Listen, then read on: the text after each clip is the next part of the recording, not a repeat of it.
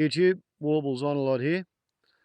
It's around about a week since I put up my initial video attempting a crash analysis of what went on at Shoreham or Shoreham Airfield's annual air show last week when a Hawker Hunter T7 crashed on the A-27 Motorway.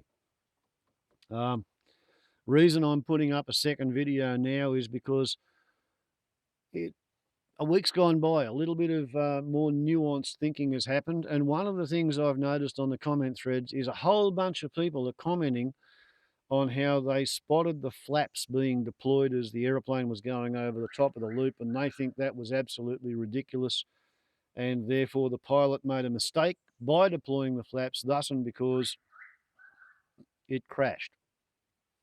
However, I've had a little bit of a look through my archives, and I've come up with a profile on an ex-Royal Naval Air Service Hawker Hunter pilot called Jonathan Whaley.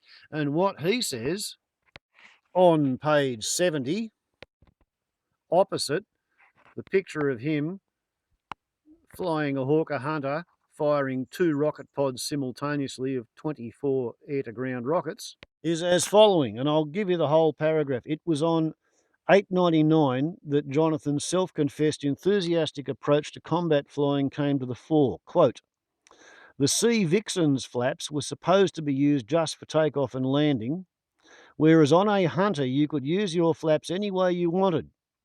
You really couldn't fight in a Hunter unless you were using your flaps to get that bit more lift at low speeds. In order to increase the turning capability and lower the stalling speed while turning at the top of a, quote, yo-yo, I would dump the flaps down, then pull, and as the speed increased, put the flaps up again. Doing this in a Sea Vixen was not advised, other than in actual wartime." And that's what a Sea Vixen looked like. Compared to the 2 Hawker Hunter T7s and the English Electric Canberra, operated by Mid-Air Squadron of Maidstone. And I'm pretty sure that it was these people's aeroplane which crashed. And my completely off-the-wall guess from 12,000 miles away is that's the one that crashed. That's the particular aeroplane that went splat. Now, if we allow the fact that Jonathan Whaley knows what he's talking about, and if we allow the fact that using flaps on a Hawker Hunter when you're attempting to change direction in what amounts to being the pitch plane, the vertical plane, because when he was turning tightly at the top of his yo-yos, he was deploying the flap and he was pulling back on the control column to raise the nose, and he was relying on the extra curvature that the flaps imparted to the wing to give him extra lift. And it was only as the speed increased that he would then retract the flaps. And there was nothing actually particularly wrong with the idea of using the flaps to try and tighten the loop,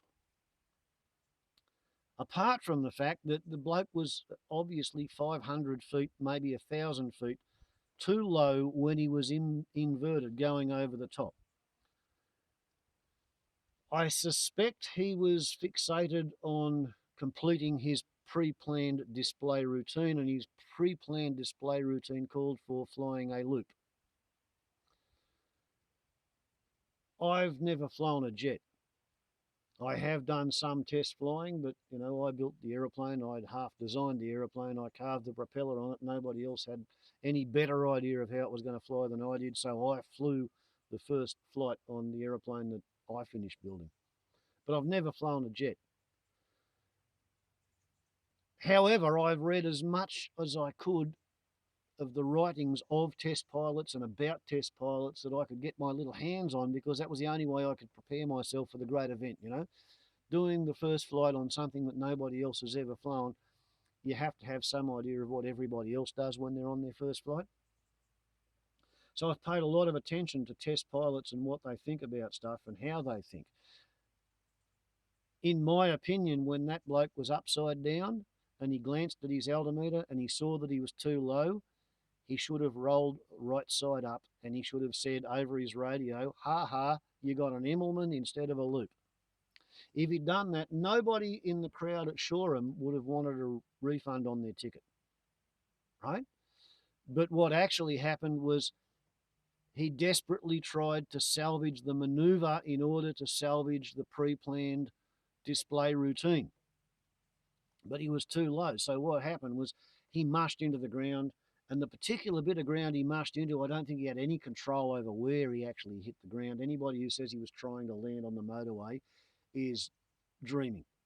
They're dreaming. He was trying to get back onto the airfield. He was trying to complete the display routine and he was pulling the stick back as hard as he could.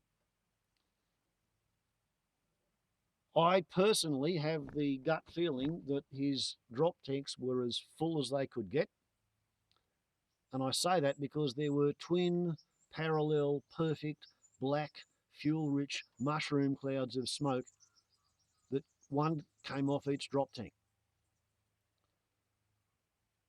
And the Hawker Hunter burns 4,000 pounds of kerosene per hour, 500 gallons, 500 imperial gallons.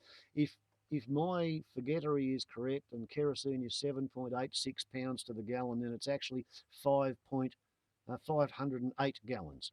But let's just call it 500 gallons of kerosene per hour, 4,000 pounds. That's about 1.8 tonnes to the metric, 1,800 kilograms of kerosene per hour. Now, it was initially made as a single seat fighter, and then they added drop tanks to give it a bit more range. Those drop tanks were somewhere between 120 and 150 gallons each, right? So we're talking a ton of kerosene added to the weight of the aeroplane if the drop tanks were full, and we know they were full because we saw the kerosene burn. Shoreham is a grass airfield. There's no way that he would have flown the Hunter to Shoreham, landed, refueled his centre section tank, taken off and done the display with his drop tanks full and then flown home. He's taken off from Maidstone with full tanks. He's had enough kerosene on board to fly from Maidstone to Shoreham, fly the display, use lots of full throttle flying the display, and then go home, all without landing. And my guess is that when this Hawker Harrier pilot, who was retraining himself at his own expense to become a display pilot working the airshow circuit, when he did his last practice loop in a Hawker Hunter, and, let's face it, gaining altitude on a loop is not actually such a high-tech thing. Sopwith Camels could do it in 1917. In fact, a Sopwith Camel could do it from a standing start on the runway. Yeah? There were people who used to do that. Take off, fly a loop, and go past 50 feet in the sky from a standing start in 1917. So your 1958 Hawker Hunter should be able to gain height in a loop, but I don't think it could gain height in a loop when it had full drop tanks, because a Sopwith Camel with 4 25-pound Cooper bombs could not gain height in a loop from a standing start. And if 80 pounds would stop a Sopwith Camel from doing it, I think 2,000 pounds of kerosene might be able to stop a Hunter from doing it. So that's my theory. Old mate had written on his checklist all of the numbers to gain height in a loop from a low pass up the runway for a Hawker Hunter with its centre section tank half full and nothing in the drop tanks. And when he tried to do it with his centre section tank 1/3 full and his drop tanks as full as they could get, either when the aeroplane didn't lift its nose quite as quickly as he expected, he pulled back a little bit too hard and he washed off a little bit of kinetic energy, and then the wash off of the kinetic energy plus the extra ton of fuel meant that he was 500 to 1,500 feet too low going over the top. And after that, when he failed to notice that the Immelman turn was the way out, the extra weight of the fuel pulled him down the other side even faster. So that's what I think happened. The post-crash consequences, the wash-up is going to be just mind-buggering. There's 11 people dead so far, and I think there's about 14 in hospital. Assuming nobody who's in hospital goes on to die, that's 25 people he's killed or injured. That's more innocent civilian Britons suddenly injured and killed in one incident by a civilian pilot displaying an ex-military jet at a local little puddle jumping air show. More civilian casualties than all the allegedly radicalized Islamic extremist homegrown terrorists or Al-Qaeda sleeper cells have caused in Britain for at least the last 12 years. Last time the Islamic extremists did that much damage was when the backpack transport bombs went off in London. So what's going to happen to the next person who tries to renew their public risk insurance on their civilian owned and operated jet Warbird, or perhaps their Supermarine Spitfire with its 1,000 horsepower engine that they were hoping to take to next season's air shows and command a couple of £1,000 for flying around the sky for 15 minutes and then flying home again? What are their insurance costs going to be? What's going to be the public risk insurance to the next airport air show committee who tries to get coverage for an air show? When you consider that the British aviation industry has just finished deregulating, which, as we can see by the April 2015 Aeroplane Monthly, has been joyfully deregulating and being allowed to deregulate for the general benefit and greater good of the warbird community, who want to have less red tape, less oversight, less government regulation, less hassle, less problems with operating their old aeroplanes. So the idea that somebody can kill and injure 25 people with one civilian jet warbird hitting one traffic jam on the A-27, that's just going to blow these poor buggers right out of the water. Let's face it, if you were the actuary at the insurance company, how much of a premium would you put on somebody who wanted to insure their jet warbird, something that's going to burn 2 tons of kerosene per hour?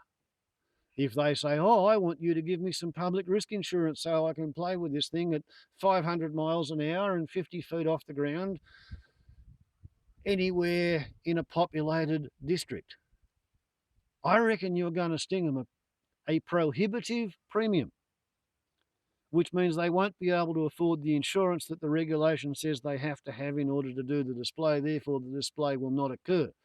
Thus and because, I really strongly suspect that these Biggles fantasists and wannabes from mid-air aviation and all of the other warbird wannabes in the British airshow circuit, they've just seen their whole industry die.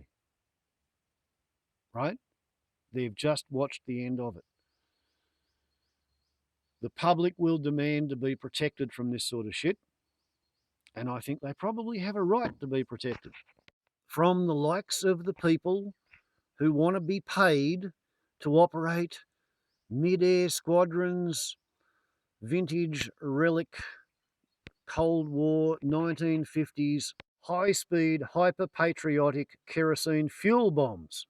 All because it reminds them of the days when the world was young, and they were young, and what they did was vital and exciting. So there you go. For whatever it's worth, that is my amateur crash analysis. 1 week down the track, what went wrong was the drop tanks were full. It was not the flaps at the top of the loop. The consequences are the warbird industry's dead. Warbles on a lot to YouTube. Ciao.